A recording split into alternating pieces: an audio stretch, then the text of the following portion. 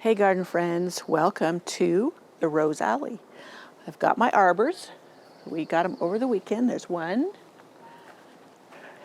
2, and 3. And I've been setting my roses out beside it to see which ones I want to go where. And I want to intersperse my ramblers that bloom first with my other climbers that will bloom later. So I'll have a longer bloom time. And then I'm going to start popping out the annuals or perennials that I have started from seed and or bought. Now, let me see. Oh, right here. This is what I was looking for. This right here is one of the gopher cages. And this is what I'm going to plant my roses in so the gophers don't eat them. Now, I'm not sure how this will work. I'm sure it'll keep the gophers out, but I was looking at the fine mesh of these, and I guess feeder roots will come out, but the big chunky roots, they'll either tear their way through or stay confined. I'm not sure. So I'm going to give it a whirl. In a couple of years, I'll see how the roses are doing, and we'll go from there. So, first of all, like I said, I've been putting roses out. This is one of my ramblers that I wanted out here. This is one of them that will bloom first. Albertine, yes, I've showed you this one, when I potted them up. And this one I got from Antique Rose Emporium. So this one I've had before, and it grew beautifully, and it bloomed super early. So I was thinking right here on this first one would work. I had thought of, and let me see if you can see, I don't know if you see this rose over here. Let me move the camera. So yes, you can see it. I couldn't tell. I'm getting the glare from the sun coming through, but I was determined to get this made today, this video. This is my Crown Princess Margaretta rose. I had thought of training it over onto the arbor, but I'm kind of liking it going up the porch post. So I'm going to put 2 other roses here and be content with that. So that's one change in plans I have, as well as I had thought to, and I'll take you up there. Let me stop and take you up there. Now this rose on this obelisk, let me get around the camera here. When you're cameraman and the person in the video, it gets a little trying here. But here, this one. This is Dreamweaver. And I had thought of putting one of the arbors where this could climb over it. But again, I like where it's at, and I wanted the arbor a little bit further away.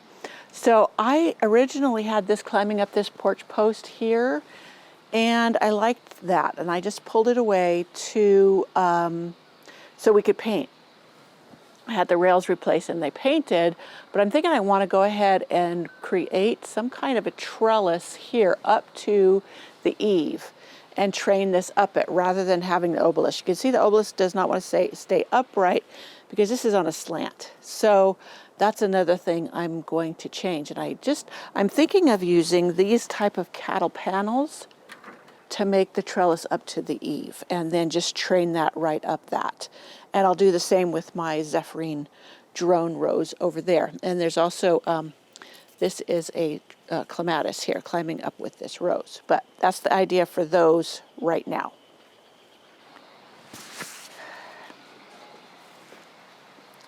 Well, I really should have got out here earlier to do this because the sun is now going to cast shadows, but I want to get this done. So please bear with me.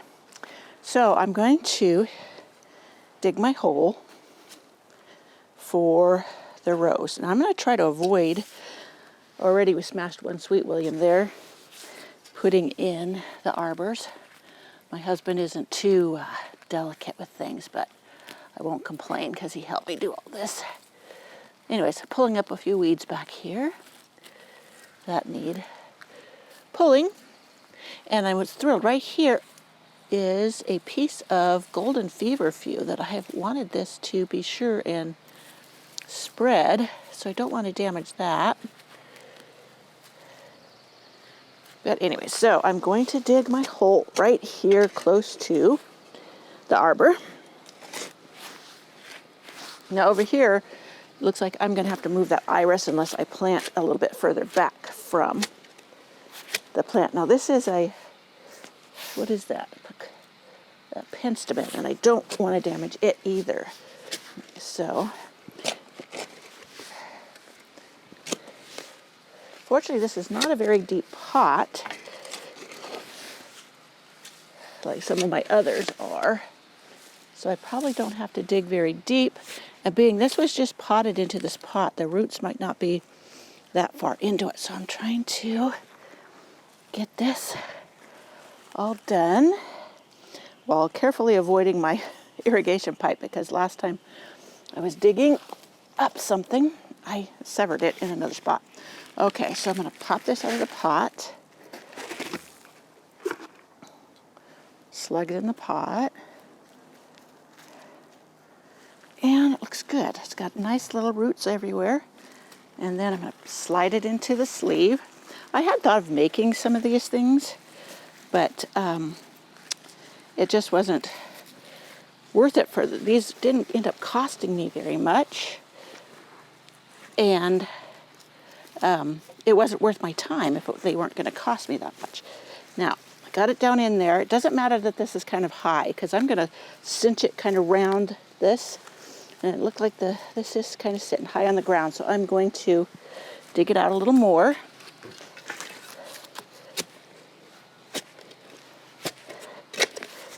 I want the bottom to be flat, because I don't want there to be an area where there's an air pocket. So I've never tried one of those big augers for digging. I've seen different ones using them, and they look interesting. I'm just afraid I would probably damage other plants in the vicinity using one of those.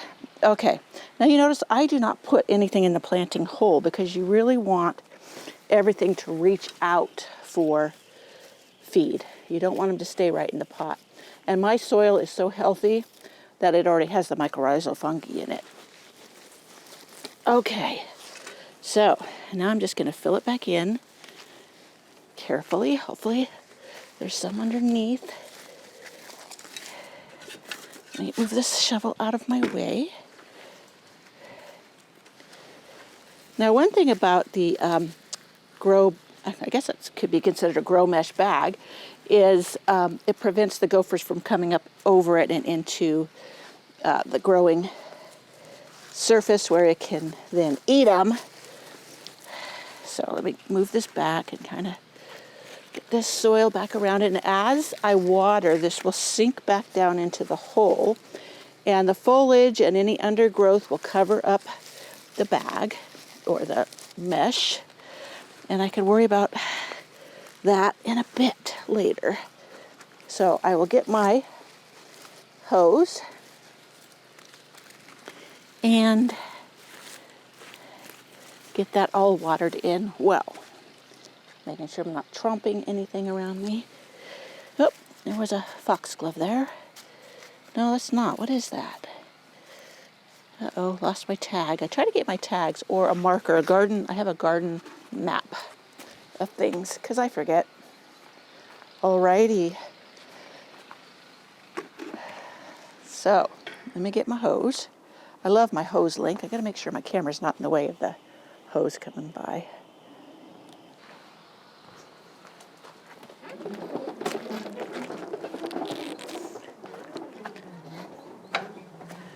This is my hose link, which I absolutely love. Pull it out and I can water anything. I put it on jet, so it really sprays that loose dirt back down in around the base, and make sure it gets rid of any air pockets.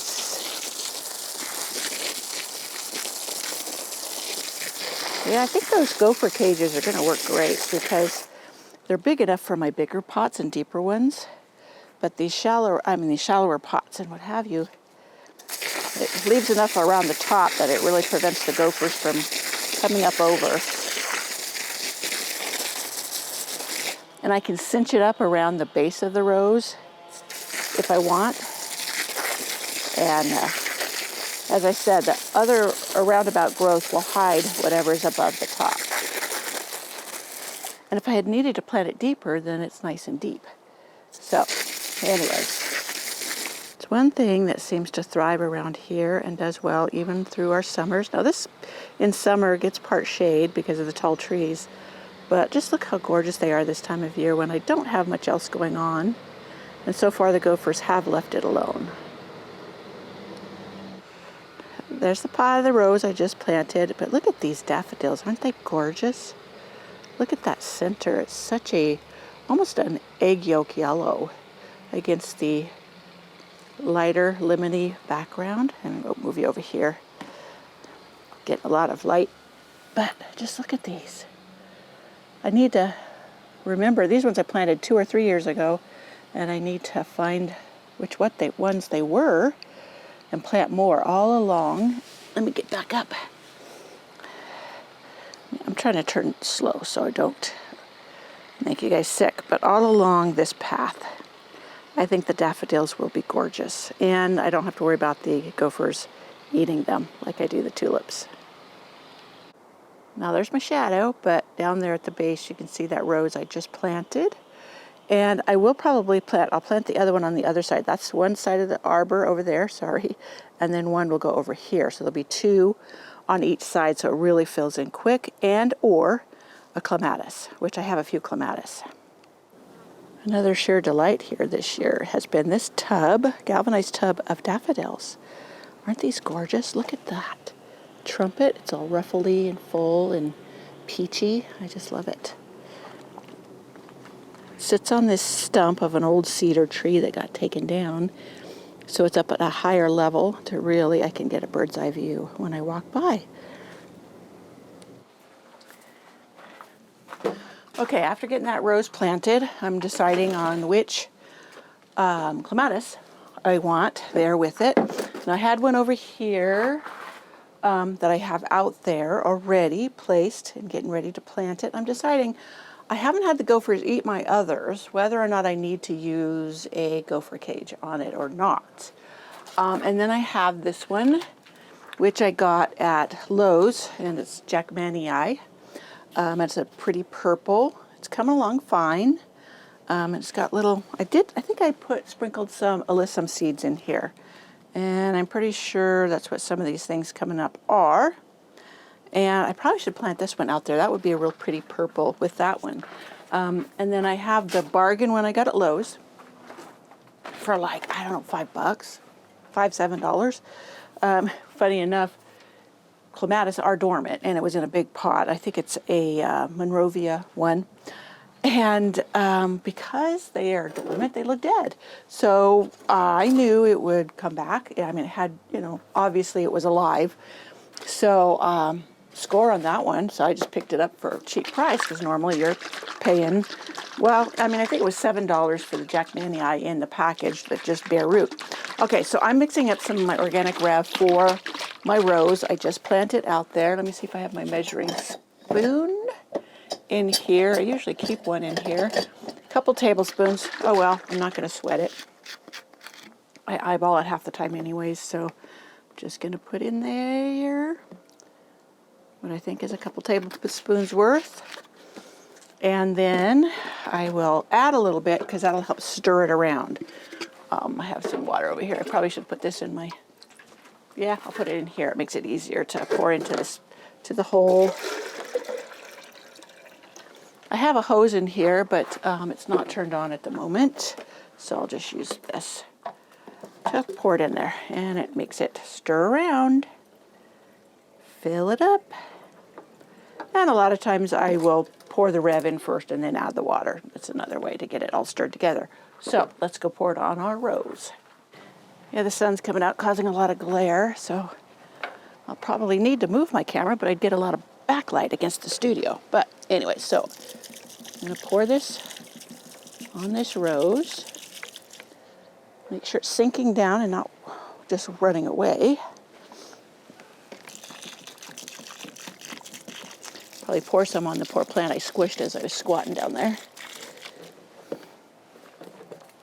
And I have a rose right here that overwintered here, so I'm going to give it a shot. Can't hurt. Little boxwood. I think that's green velvet. Seems like it did okay this winter. Anyways, I just want to make sure that it gets plenty of the growth stimulant so the roots can really start growing, and it'll start climbing this arbor. Now with this arbor, I will start, I like to use pantyhose strips because they're stretchy, but there's other things you can use that will work fine. I've seen a Velcro little thing that you can use that stays looser. With the pantyhose strip, I can pull it taut against the arbor as I train it. And they, like I said, they're flexible, so they don't cut into the vine or anything. So, okay, there's one down, and I have plenty more to go.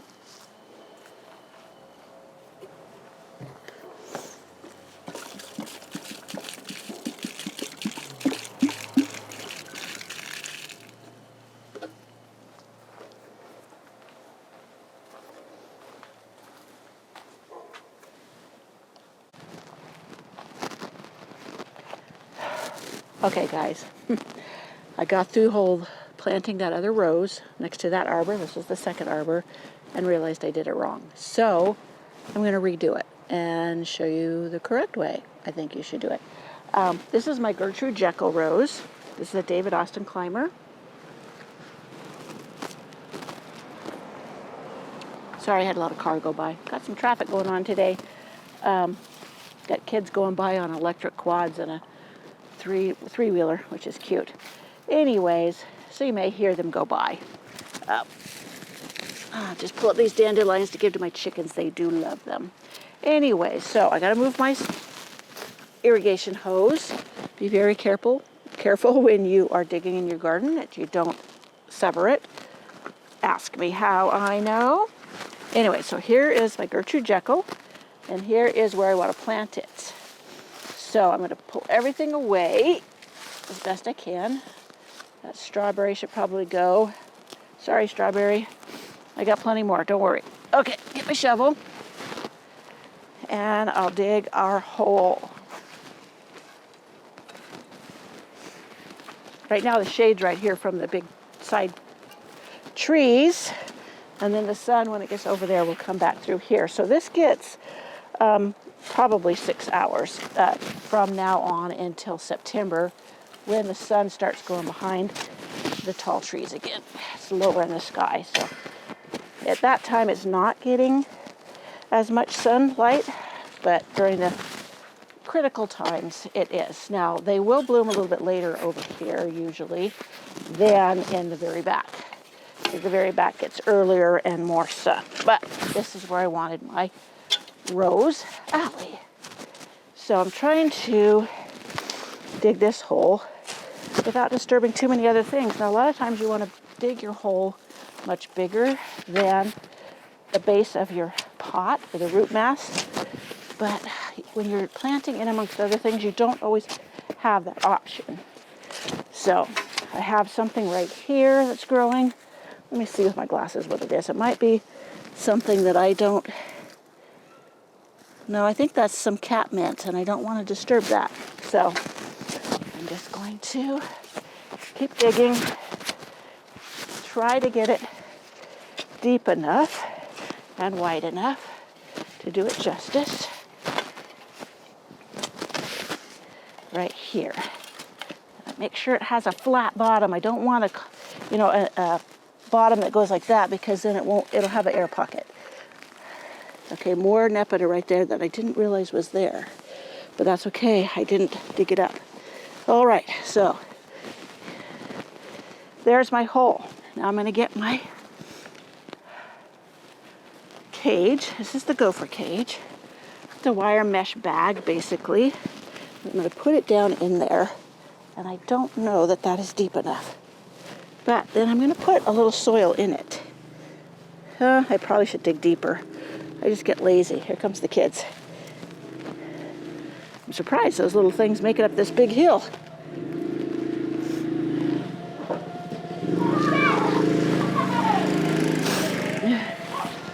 They keep running into each other.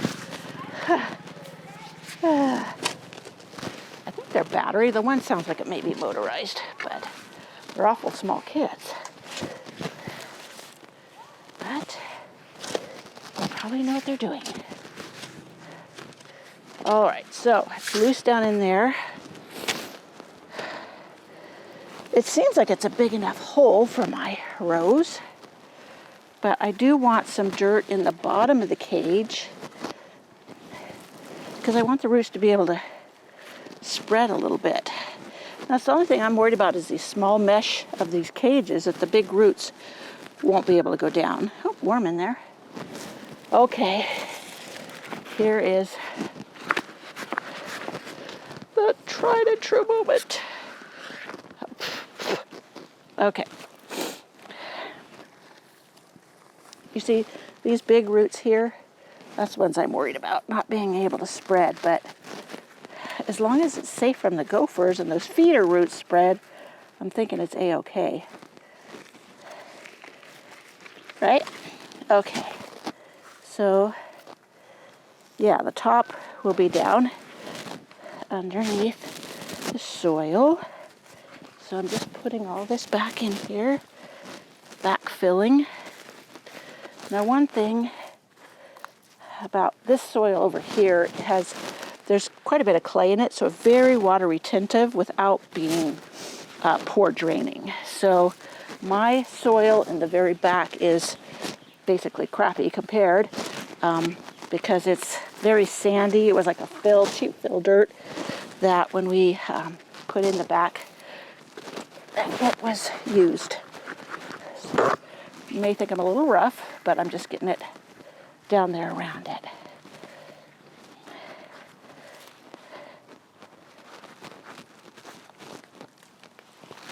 Now they say you should cinch it up around the top, and maybe I'll try that. But, and I did show you that in the other one where I would cinch it around, but I haven't had the gophers come up over. But it doesn't mean they won't. I did have them get into my blueberries last winter because the snow was deep and they tunneled up through the snow, making sure I'm not stepping on anything or sitting on anything here. Okay, so Gertrude is in there. Now I'm going to leave this up a little bit so it has a good rim, and the plants going around it again will disguise that. So there's some more nepeta over there. Let's see, did I bury this nepeta here? Not too bad. And nepeta over here. Make sure I didn't totally obliterate it. Yeah, there it is. And again, I'll pull up my hose and we will water that in. I'm looking over here. Over here in this rose alley, let me put you up so I can talk to you. Now, over here in the rose alley, I'm not really wanting yellows. So any black-eyed Susans that come up, like I don't want the hot colors, yellows, oranges, reds. So I think some of my Monarda is over here is red. I'll have to check, but it does have a hint, does lean towards the blues. But I was wanting pinks and purples and blues and whites here.